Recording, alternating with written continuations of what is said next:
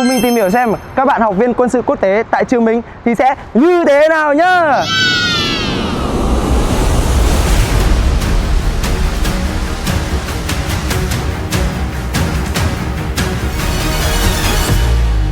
Về Việt Nam thì chị đang học chuyên ngành gì nhỉ? Học huấn luyện múa ạ. Diễn viên múa. Diễn viên múa. Ngành báo chí ạ. Chị sang Việt Nam được bao lâu rồi nhỉ? Năm nay năm thứ 3 rồi.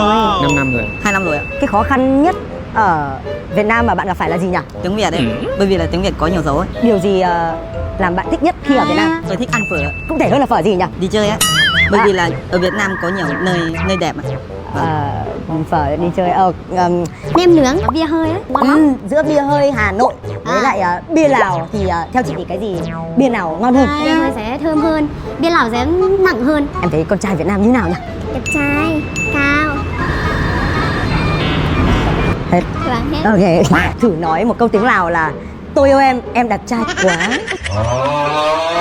Khỏi hạt cháu lo lái. Khói hạt cháu ló lại.